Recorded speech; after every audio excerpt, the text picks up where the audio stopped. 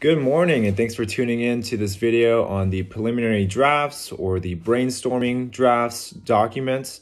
And I'm going to be showing you guys specifically, how to do the conversions. So you need to make sure that you have the 5 items in your room already included, and that you have included an image of that brainstorming document inside of your drafts document.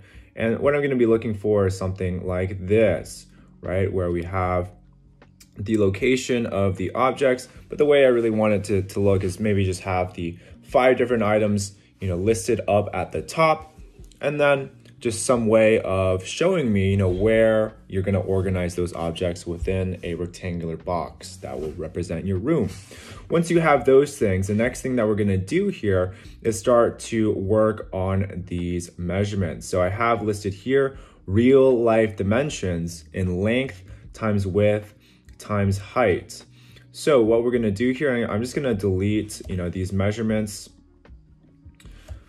What we're going to do here, since you have an idea of what you want to put in your room, we're going to go ahead and find that object in real life. So I'm going to go over here to Google. The first thing I want to look up is a vintage desk. Most of you guys are going to have a vintage desk included in your room. So let me go here, and I'm just going to search out vintage desk. Enter. And what I want to go is I want to go over to the images tab, so I can just get, a bunch of different images from a whole bunch of different options. And really what we want to click on are one of these images here that has a product tab. And the reason why we want to do that is because if this item is for sale, there is a very 99% chance that this website will give us the dimensions, the measurements for that item. So I clicked on this image here, right? It kind of brings me up to this other pop-up, and then I'm just going to click on the website, which will take me to the actual shopping website where I can buy this item.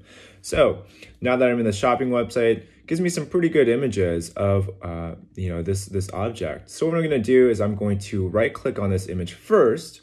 I like this table, so I kind of want to model my table after this. I'm going to copy this image. I'm going to then paste it below, and I already have examples here, so I'm going to delete them. I'm going to paste it below the table at the top, right? So I have a good place of, just looking at a reference when I'm going to start designing. So the next thing I'm going to do is I'm double clicking on this image just to start cropping it. And when I'm, the reason why I'm cropping this just so I can save some space, really not that much of a necessary step, but I'm just doing this just to save space in my document, and then minimizing it a little bit. It doesn't matter if your document is like 20 pages long, as long as you can read it, this document really is just for you. All right, so that being said, let's try actually and find another image here. I kind of want this back image. I'm gonna do the same exact thing, just very quickly, copying and pasting, and then I'm going to crop that, and then crop it even more. All right, I'm just going to scale that down a bit. Okay, so great, we have those images in. Now our task is to go and look at the dimensions. So again, the reason why we're going to a product page, right, where we can buy the item, is because we want to be able to find out the exact measurements for this item. And usually it's going to be in something called like description or in the specs. Specs, of course, stands for specifications, and we have our specifications listed here. 64 width, 28 depth, 30 inches height. Please keep in mind that the double quotations are going to be representing inches, whereas the single quotation mark is going to be feet. This is probably not going to be an issue because most of the things you guys are going to be looking at are going to be mentioned in inches, but just something to keep in mind just in case.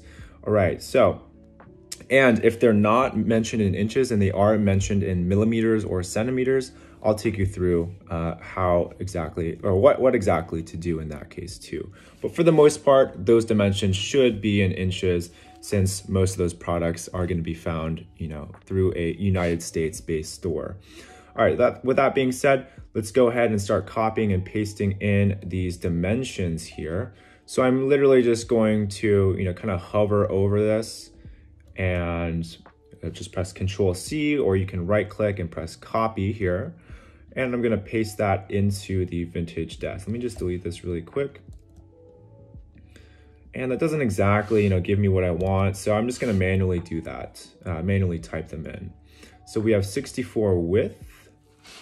And instead of using the quotations, I'm gonna write it out in plain English so I can easily read it. 64 inches width, right? But we also do wanna remember here the order in which we wanna mention things. We wanna do length first. So let's do length before that. And length is going to be the same as depth in this sense. So when we talk about width, it's going to be kind of width in terms of how wide something is, and sorry about that, and the X and Y in the X direction, right? In the X direction of movement. The depth is going to be how deep something is, how long something is. Right, which is why we use either depth or length. And then height, of course, is going to be how tall something is in the Z direction. So depth, I'm going to be taking this measurement 28 inches deep or 28 inches long. And I'm just going to separate those two measurements with an X here. And then the last thing is going to be the height, 30 inches height. 30 inches height. Okay, so the next thing we're gonna do here is the conversion. So the reason why we're doing the conversions is because Tinkercad uses millimeters to measure all of its objects. Unfortunately, right, our measurements are in inches. So we have to convert our measurements first so we can actually use them in Tinkercad. So the way that we're gonna do this is by using a conversion factor here. So 1 inch is gonna be equal to 25.4 millimeters. This means that for every inch, right, every inch is going to be equal to 25.4 millimeters. So we just want this measurement in millimeters instead of in inches. So I'm gonna go ahead and press copy. And then paste, copy, and I'm just gonna use the keyboard shortcuts. I like to use the right click there just to demonstrate, but I personally always use Control C, Control V. All right, so we have these copied over, and what we need to do here is multiply each one of these numbers by the conversion factor. I mentioned that every millimeter, right, is equal to, every inch is equal to 25.4 millimeters.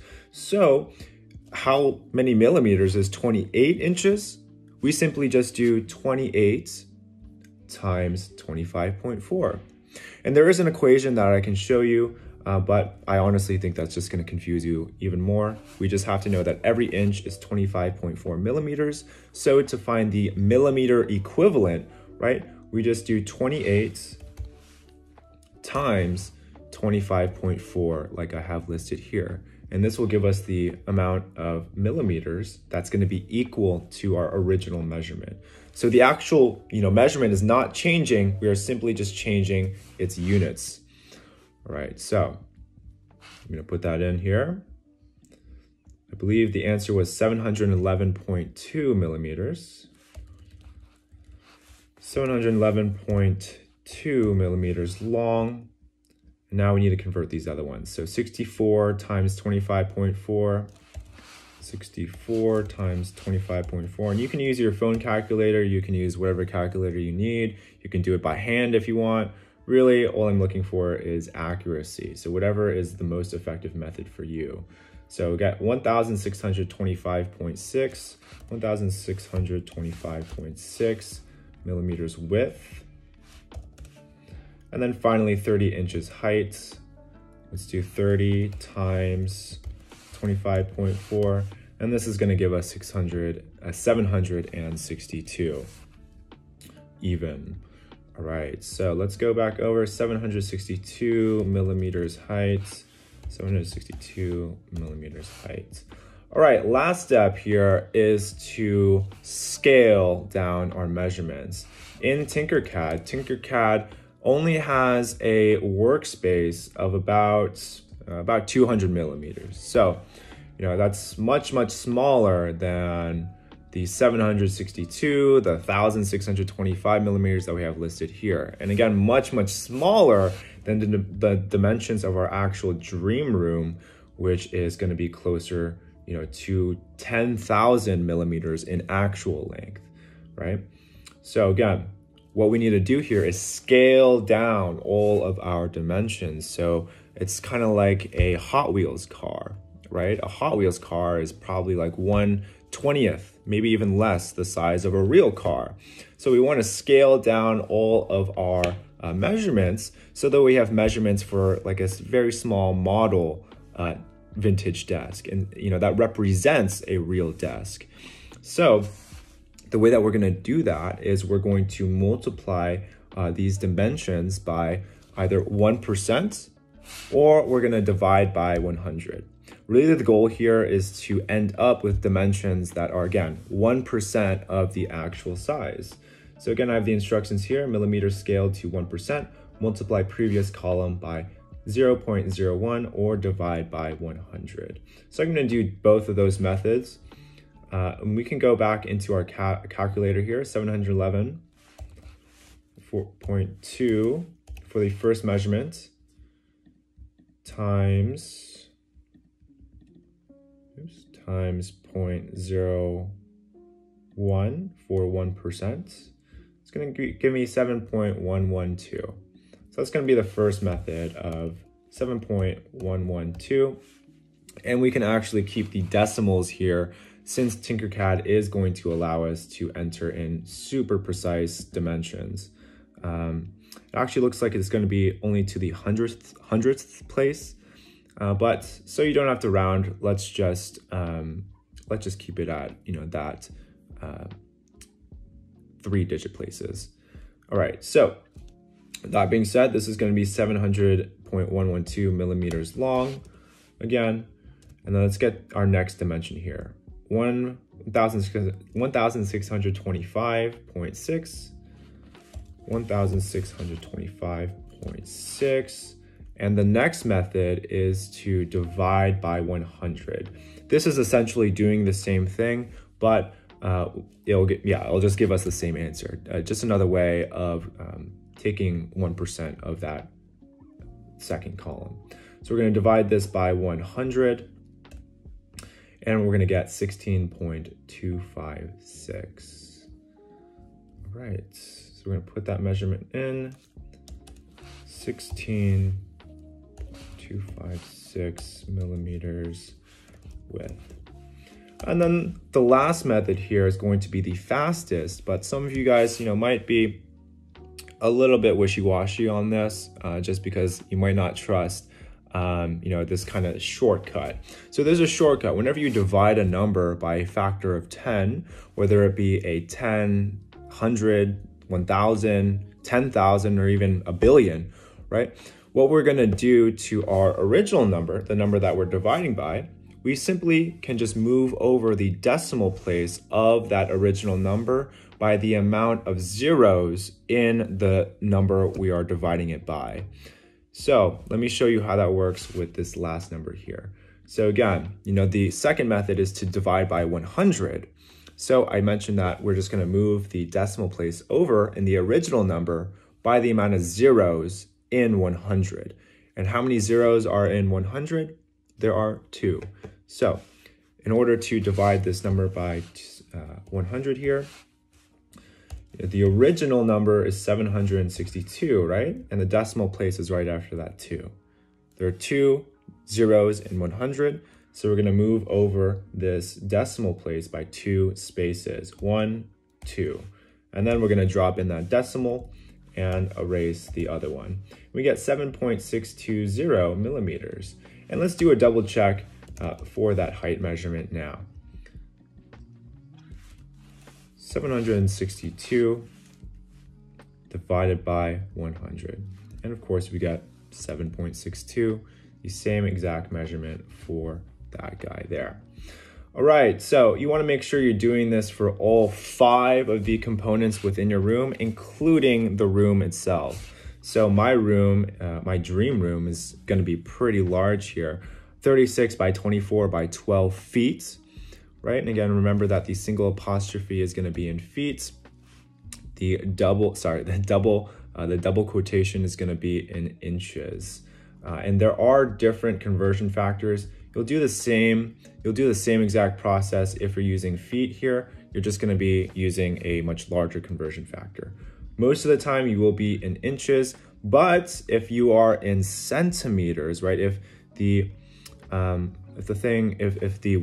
gives you centimeters, say for example, let's just do 67 cm long, 45 cm